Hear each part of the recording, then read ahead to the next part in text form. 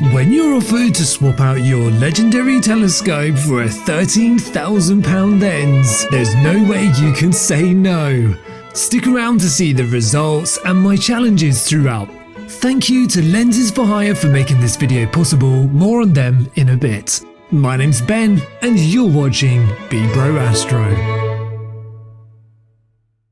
So I love this telescope. This telescope I've had for a couple of years and it's got me some of my favourite images I have ever captured. But when the opportunity comes along to use something better, you'd be crazy not to take up that opportunity. So I'm going to be swapping my telescope out for something slightly different, so let me grab it right now. The photographers amongst you are about to freak out. The astrophotographers might have no idea what this is, but introducing the Canon 400mm 2.8 IS version 3. This is an absolutely incredible piece of glass.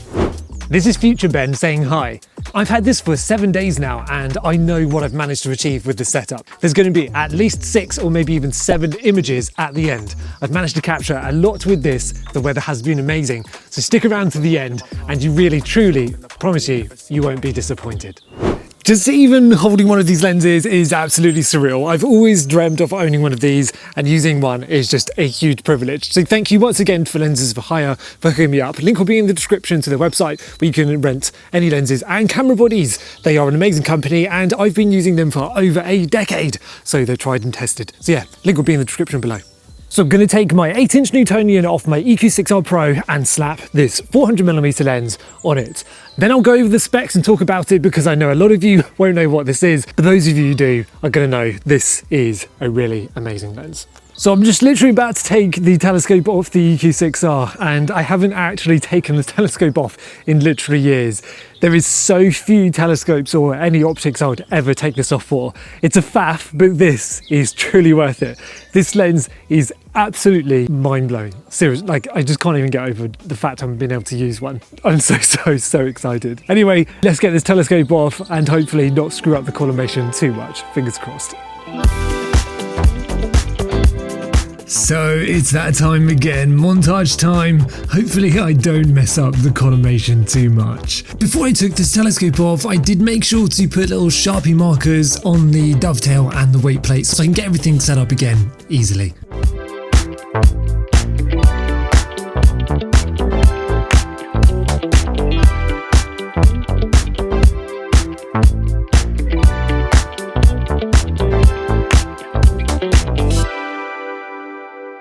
So let's talk Canon 400mm f2.8 IS version 3. This lens is one of Canon's flagship lenses and is the longest focal length lens they make that has a focal ratio of f2.8. This lens is widely used for sports photography, photojournalism and wildlife all around the world.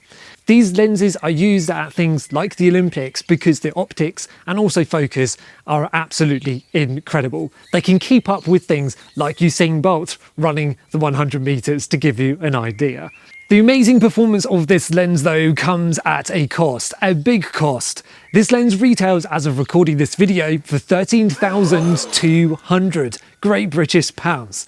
Yes, that's a lot of money. And that's why for today's video, Lenses for Hire have teamed up with me to showcase this lens to you. Lenses for Hire are a UK-based rental company where you can rent out lenses and cameras from various different manufacturers. One of the best things about Lenses for Hire is you don't need a massive deposit, so renting out one of these big lenses means you don't need to put down a huge deposit to get access to them. They're an amazing company and I've been using them personally for over 10 years for my own professional photography career. And I really do owe some of my work to them, being able to get shots I never would have been able to get otherwise. So if you're interested in getting hold of a camera or a lens, check out the link below to Lenses for Hire. And thank you so much again for making this video happen. I really am so thankful. So the characteristics of this lens make it potentially amazing for deep sky imaging. And in today's video, that's exactly what we're going to find out. So to mount this beast of a lens on the equatorial mount, we're going to need a 1¼ inch to 3/8 bushing adapter. We also need a couple of washers to add some spacing, and these 1/4 inch bolts I got from First Light Optics that you can find in the description below. And like an absolute dingus, I mounted this dovetail on the wrong way around, so I had to swap it later.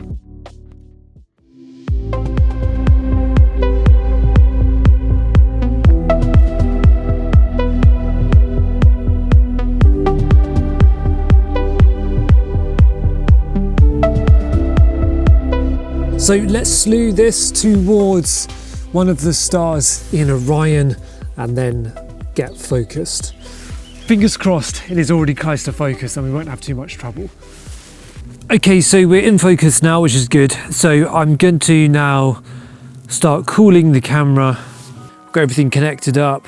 Got a couple of targets in my sequence and I'm going to try and shoot the horse head again tonight. We did have some issues last night, but there was a load of cloud. The images were hazy and the stars weren't very good.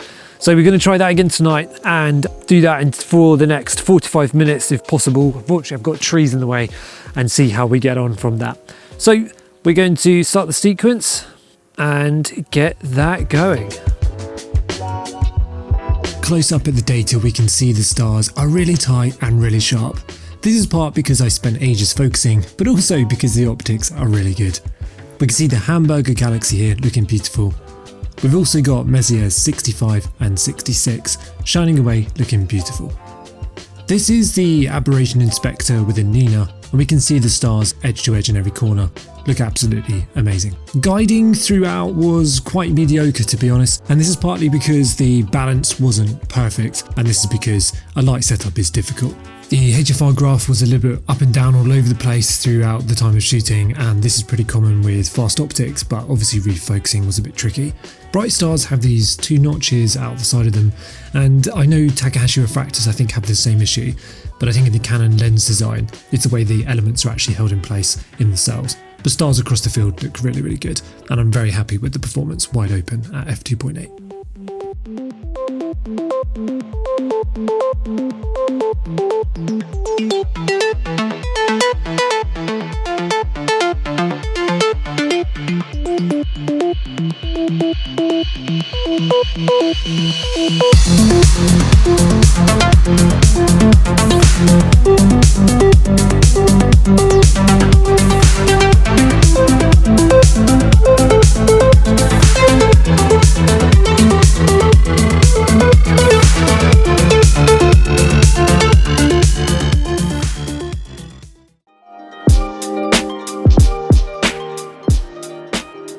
If you love big telescope arrays, you may have come across the Dragonfly array, which uses many of these 400mm 2.8 lenses. It's because they can absorb so many photons in a short amount of time, but also the optical characteristics are incredible. It has a fluorite element and some really good ultra low dispersion elements. This helps it produce some really high contrast images without you having to crank it in post. I've been fortunate enough to use one of these lenses for deep sky imaging 6 years ago, but now I'm much more experienced and I have access to some really dark skies, so hopefully I can get way better photos than I did previously.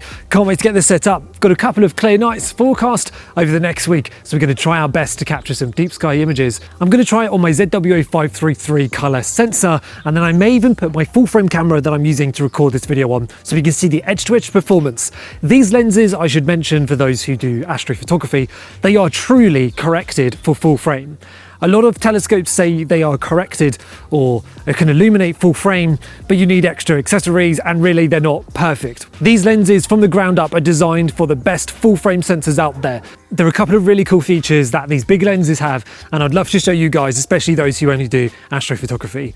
There's two things that I think telescopes could totally have, which would make our lives a lot easier, but I understand why they're not there. Help simplify the manufacturing process and bring the cost down. So check this out. Rotation and flats is a complete faff. When you rotate your camera setup, you're going to probably have to shoot new flats, which leads people to not want to obviously rotate their camera setup. But what if you could do this? Big lenses like the 70-200 and larger, they have something called a tripod foot.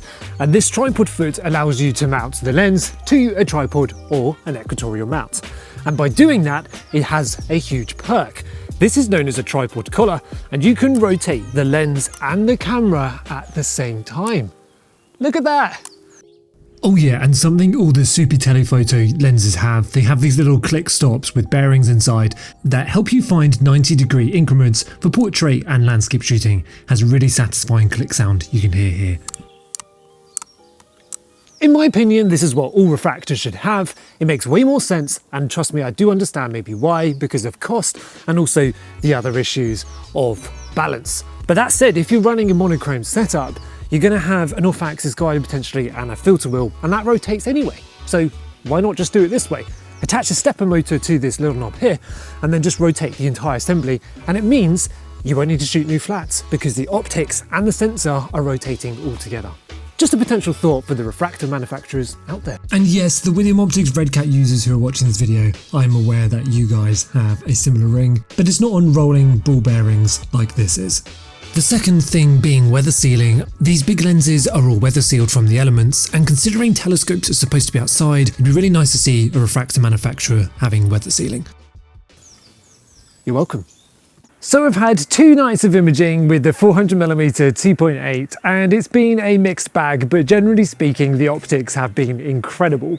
There is one massive quirk that I need to talk about and address with you right now to show you the nightmare I've been through to get it focused. So the 400mm has a little bit of a quirk. It's known as a focus by wire lens.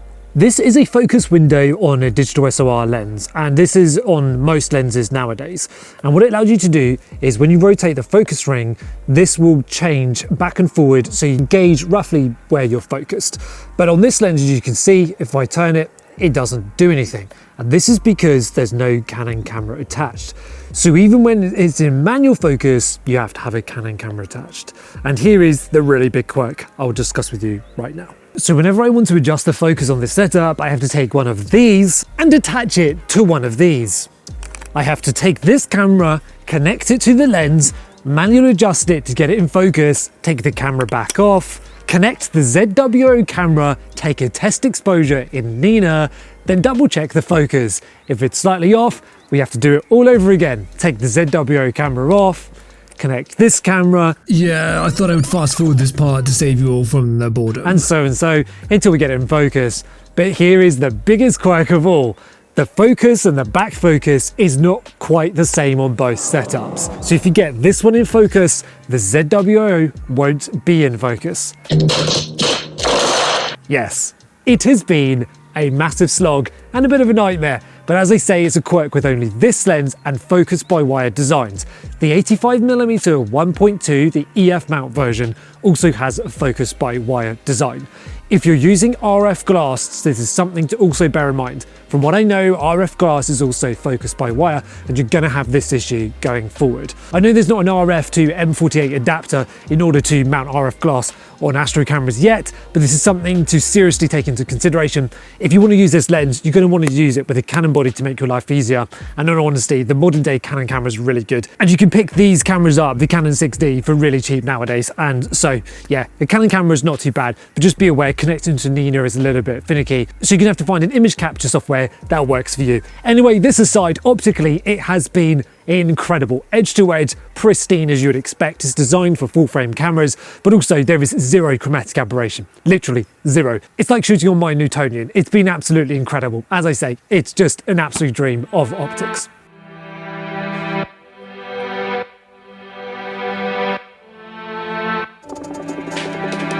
So getting set up for another night, I realised I needed to get flat frames. The worst case scenario is sending back this lens when the day came and forgetting to capture flats. So I made sure to get my flat frame sorted and then carried on setting up for the night's imaging. I tried to rebalance my setup in order to get some better guiding, but we'll see how that goes as we start imaging. And if you've made it this far in the video, you're probably already enjoying yourself, so remember to hit that like button, and if you're new here and not already subscribed, hit the subscribe button and enable the bell notification so you let YouTube know you actually want to see more future videos. Anyway, let's get back to the live action.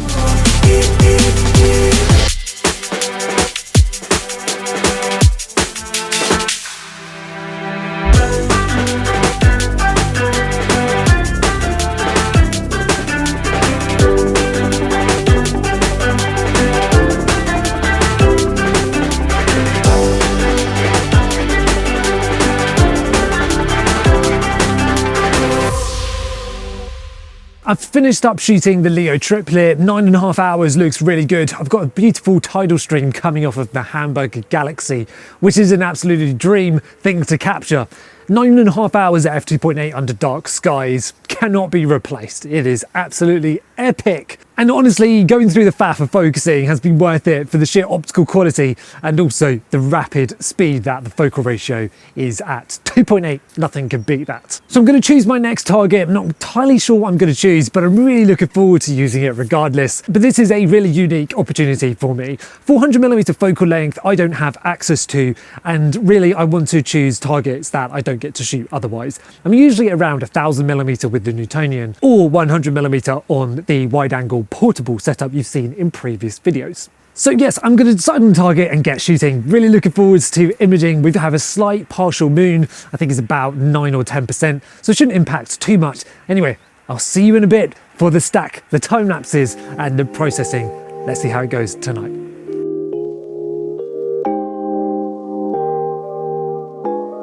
You're probably thinking, this is very tedious. Why would you do it and why not just use the Canon camera? Well, I'm asking myself the same thing. I really wanted to get a bit more time on M42, but as it was dropping in the sky, I thought I would aim at something close to Orion, and I decided to go for the very classic Rosette Nebula.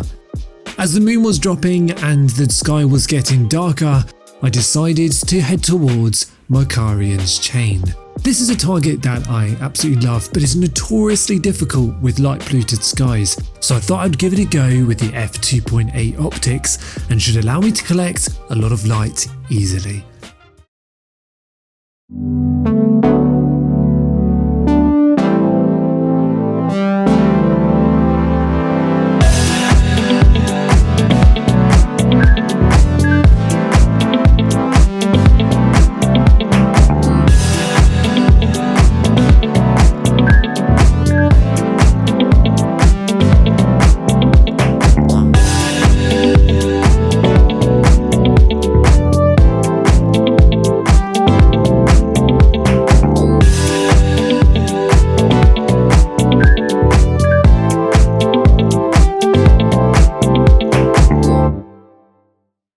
Let's quickly talk about fast focal ratio telescopes and fast optics. There's a lot of myths surrounding them, but the reality is this lens will capture light at the same rate as a 140mm refractor, or a telescope with a clear obstruction of 142mm to be exact. I'm not going to go over this in tons of detail because there's too much to fit in one video like this, but click the link here and it'll take you to Lusa, the Space Koala's video, and she goes over this in amazing detail and is really easy to understand. But essentially this has a 142mm aperture and the focal ratio is f2.8.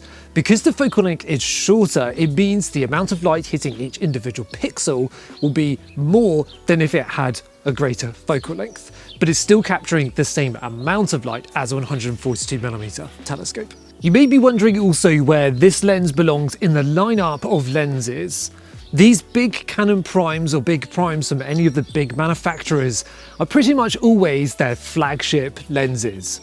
The 400mm across Sony, Nikon, Canon, and pretty much every company that makes a 400mm, the 2.8s are the flagship f2.8 lenses they make. In photography, f2.8 zooms are the standard for pro-level lenses.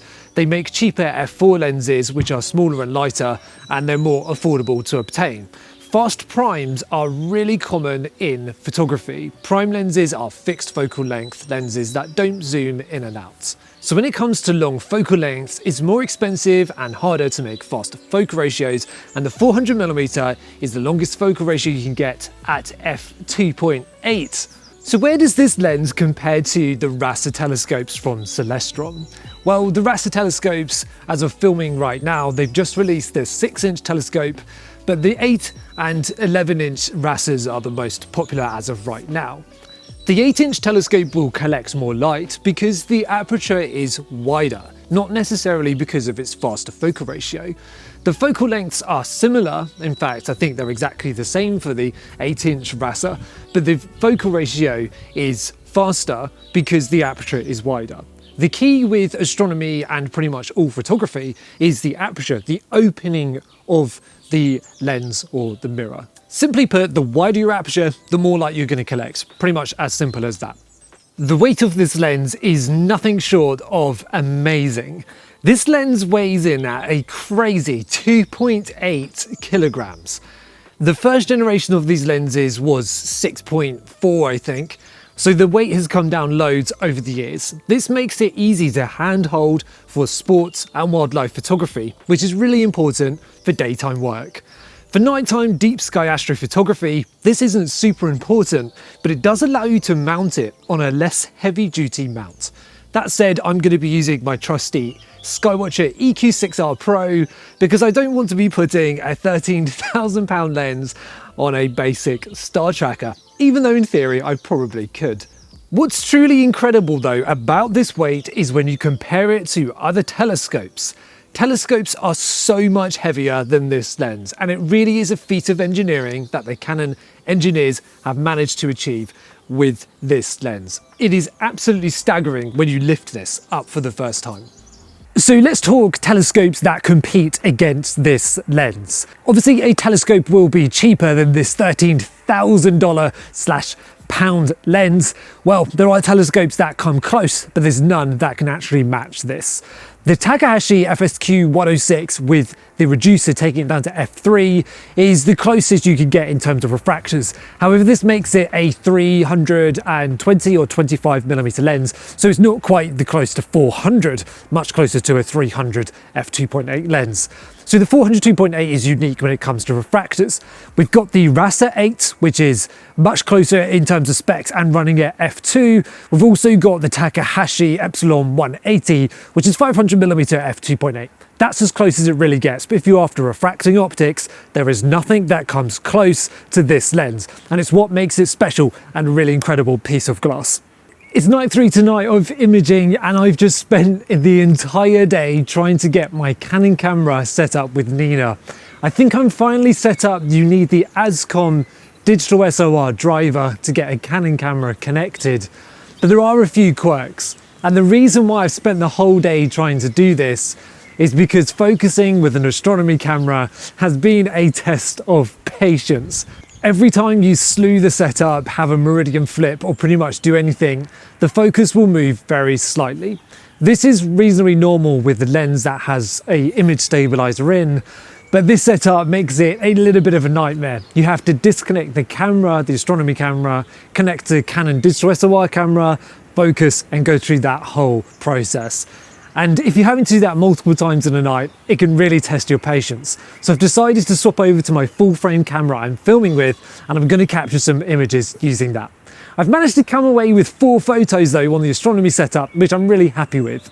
We've got Markarian's chain, the Horsehead Nebula with only 5 subs, but it looks spectacularly good for that amount of exposure time.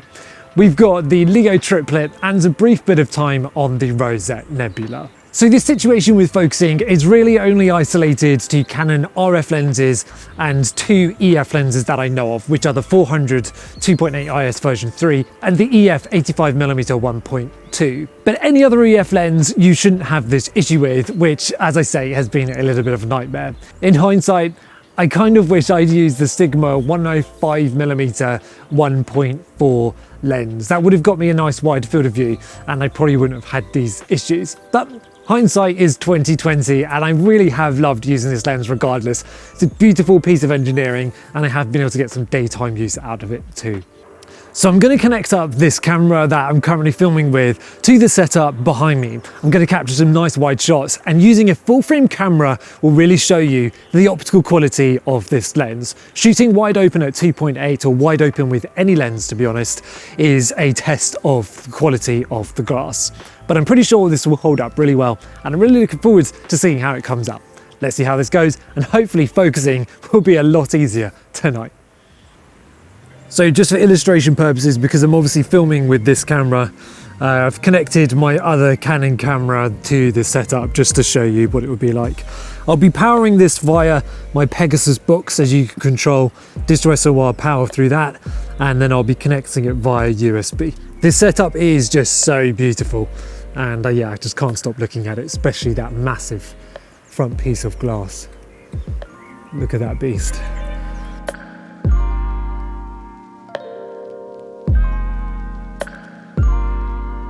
Okay, so we've got the my Canon EOS R6 Mark II hooked up, and we've got the 400 obviously attached, and yeah, it should hopefully work out. So we're just going to get connected in Nina and hopefully everything goes smoothly. I think we're focused, so yeah, it'll be a matter of just getting connected in Nina via the Ascom camera driver. So let's see if that's working. And it's not. Why is that not working? USB adapters in, camera's on. But oh dear, we're having one of them nights, I can feel it. It was working earlier. Oh no. Oh no. This is classic astronomy, isn't it? Oh dear. So we've got it connected. I realised what the issue was. This camera is still quite new and I don't have a camera card in it. And so you have to go up and change the settings so that you can release the shutter without a card in the camera. I've always had that enabled on all my cameras, but because this camera is still quite new, I haven't enabled it yet. So we're in Nina and we've got our settings going. So we just need to hopefully get the focus sorted. Let's double check I can actually capture some photos. Let's do a test exposure of 1 second and see what we get. Just heard it capture the photo. And let's see if we get an image on our screen, fingers crossed. Let's see how good the focus is as well. I'm anxious. Oh wow, that's a lot of vignetting. Our HFR is fantastic though, so definitely in focus. But yeah, surprising amount of vignetting. Unfortunately, this imaging session didn't go to plan, and not all nights will be smooth sailing and we'll get the results that we desire. I ended up realising I couldn't guide because I couldn't mount a guide setup to this lens or the camera. I desperately tried to find an adapter that I know I had, but I just couldn't find it. I felt really frustrated and disappointed. So I tried to run it unguided, but the exposures just really weren't as good as I wanted. The stars were trailing very slightly and I knew the performance wasn't going to be reflected accurately. So I did the inevitable. I went back to the Astronomy camera setup. I really was feeling quite defeated. I spent all day trying to get this setup working and it didn't work out in the end. I had to go back to a really difficult task of manually focusing this setup. These moments can be so mentally difficult to get past, especially when it's 1 in the morning and you're really tired. But I took 20 minutes out and I got set up again. These moments are an opportunity to build resilience and perseverance, and I'm glad I did.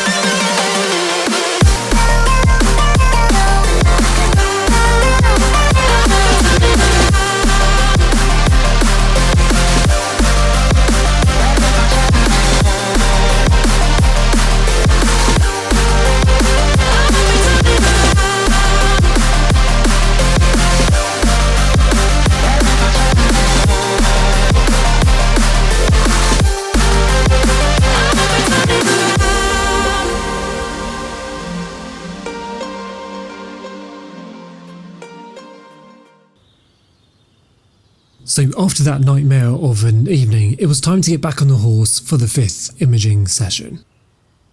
I'm going to try and capture Messier 13 and Messier 3, two great beautiful star clusters, and they will be a good test of the optics. I'm also photographing these star clusters because the moon is out and the moon will wash out any deep sky targets. That said though, fast focal ratios should gather a lot of light and make this a really trivial process. But we'll see how the night goes. There is always problems that creep up, but hopefully none do. We'll see how it goes. And hopefully see you in the morning with some beautiful images.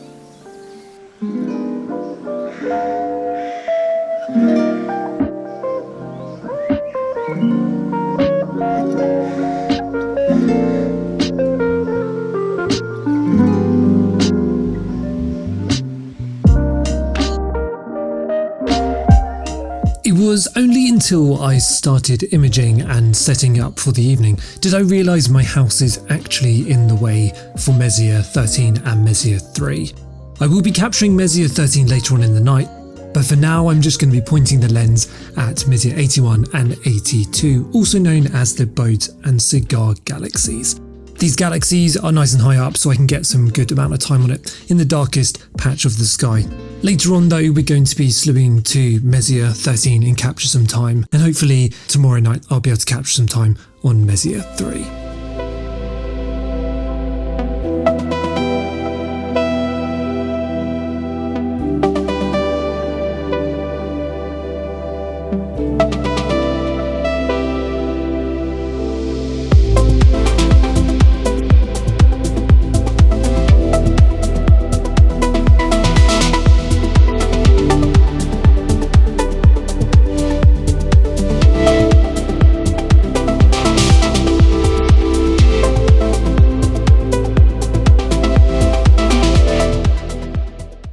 I've got a beautiful sunset behind me, final night of imaging tonight. It's the 6th of April and I've had almost 10 nights that I've been clear using this setup. The fast focal ratio has made capturing data really simple and easy because it gathers a lot of light. Tonight is our last night using the amazing 400mm 2.8. It's been a really good time. While focusing has been tricky, the optical performance and the focal ratio absorbing all that light has been really good. Just once again, I want to say a huge, genuine, heartfelt thanks to Lenses for Hire for collaborating and hooking up with me on this project. It's been a really amazing experience. This is a dream lens for photographer Ben as much as deep sky astrophotographer Ben. I'm sad to see this coming to an end, but as I say, it's been an amazing experience and I really hope you've all enjoyed this video. Tonight, to wrap things up, I'm going to be capturing a photo of tonight's moon and also capturing Messier 13. Messier 13 is the globular star cluster in Hercules. I've been putting this off for a few days because it doesn't rise past my house until about 2 AM, and so I've been prioritising other targets until then. So hopefully tonight, the last night, goes well, and I'll see you soon for the stack and all of the final image reveals at the end.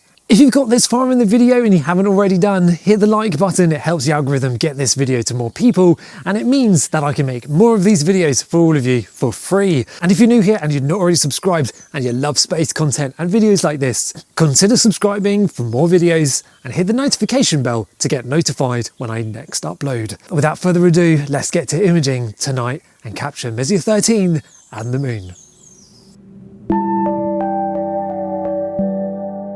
It's a beautiful final night here using this lens.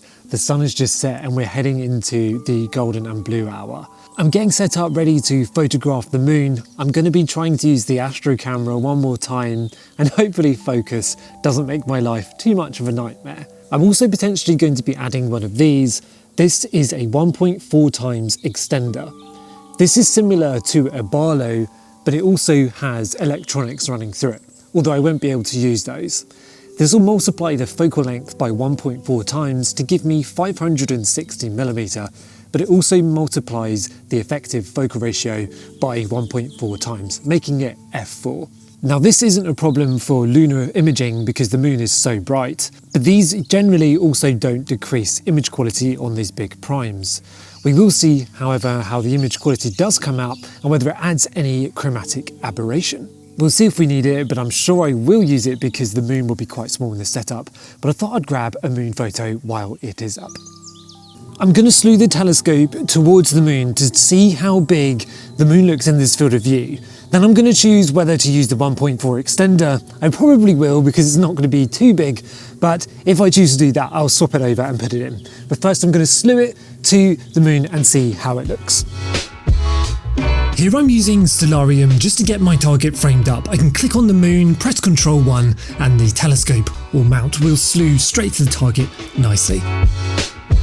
I've got SharpCap 4.1 Pro open here and we can get the moon framed up nicely. I'm using the EQ mod controls on the computer just to move the mount to get it framed up. As you can see, it's not currently on screen here, so we're just looking for the brighter patch to appear and that will show where the moon is. So we've got the moon open here and you can see it is out of focus. Let's get that focus now. Now we're nicely in focused after a few more adjustments, and we've added the 1.4 times extender as promised. We can get some nice close-up details. I decided out of pure interest to try and find Jupiter. And as we can see, Jupiter in this setup is small, but what's amazing is we can see the Galilean moons. You don't need a massive telescope or a massive camera setup to see Jupiter. Through a pair of binoculars or even a modest telescope, you can see the Galilean moons with Jupiter.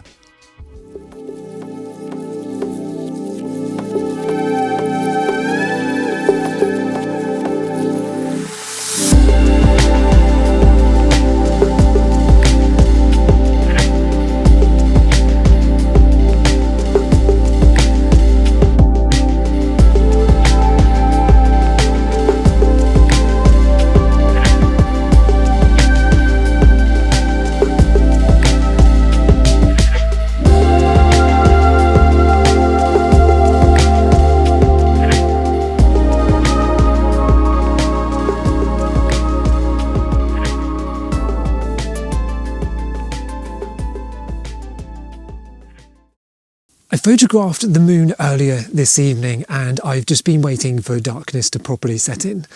The moon is up, but my Messier 13 target isn't. So while I wait for Messier 13 to appear above my house line, I'm going to point at Messier 51, the Whirlpool Galaxy.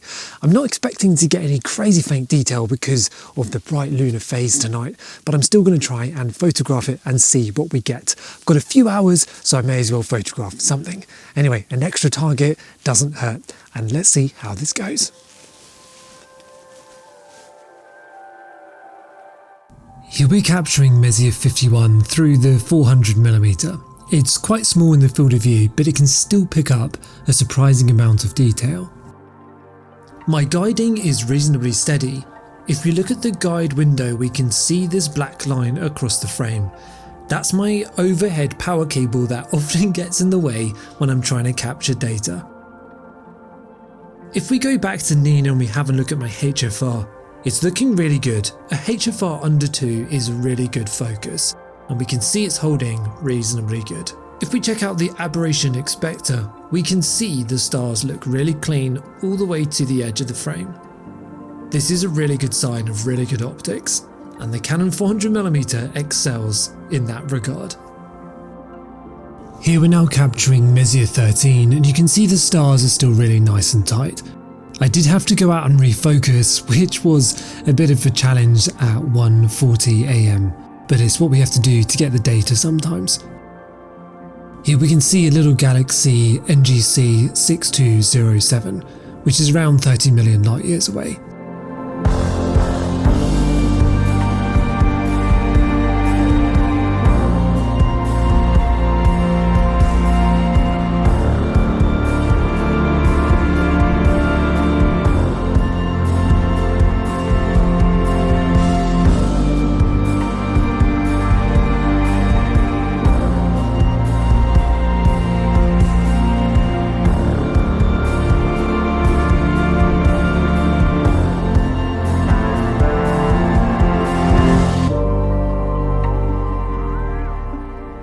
Last night was pretty good. We got some time on Messier 51, which I'm really happy about. Despite the moon being out, the data was actually pretty decent. I've still got a brief bit of time with this lens, so I want to make the most of it. It's still beautifully sunny. We've had 10 days of sun in a row in the UK, which is unheard of. The sky is totally blue and fantastic. So what I'm going to do is I'm going to try and do some solar imaging, and I'll show you how I'm going to do that in a second. So while I had this lens, we actually had a partial solar eclipse, which was really, really cool. I managed to capture some video and some photos with this setup, and I made a makeshift solar filter. This is using Barda solar safety film, which gives me some really good results. So I'm going to attach my homemade little filter, and yes, it is made out of cardboard, but everything is securely held down, and we're going to use that to try and capture some sunspots on the sun. So I'm going to go attach this now and see what we can get.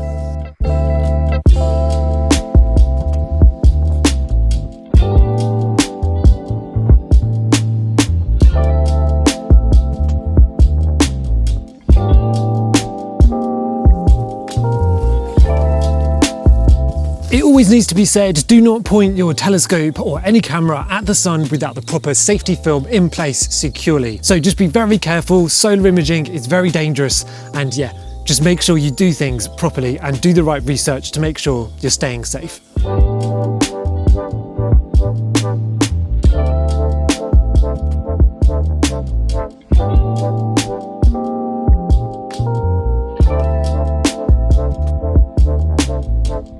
So I'm going to use Sharp Cap 4.1 that I usually use. I'm going to connect my camera and then try and see where we're pointed and if we can see the sun. And as we can see, we are pointing at the sun, which is fantastic. So we're just going to get the framing a little bit better. I'm going to use EQ mod to slew the telescope.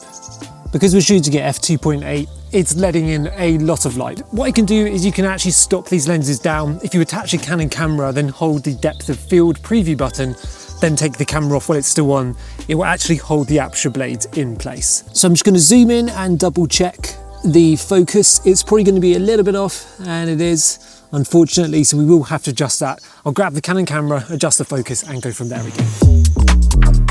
Voiceover Ben here in all of the faff of making this video. I totally thought I got B-roll of capturing the sun, but I didn't. So here's some wildlife captured with a 400mm.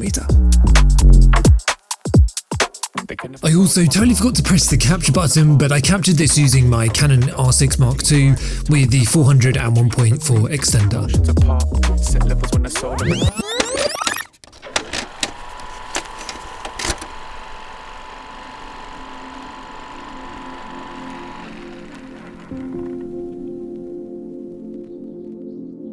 So I just want to finish this video with a reflective thought on this whole experience. Using this lens has been really mixed emotions. It's been pure joy, excitement, and also met with frustrations and difficulties. Along the journey, I've really learned what I love about astronomy. It's about trying new things and having new experiences. Getting outside under the night sky is the most important thing as an astronomer and astrophotographer, and whatever gets you outside is the good and right thing. It might be a pair of binoculars, just your eyes, or it might be a £13,000 lens, but whatever gets you outside under the night sky is a good thing.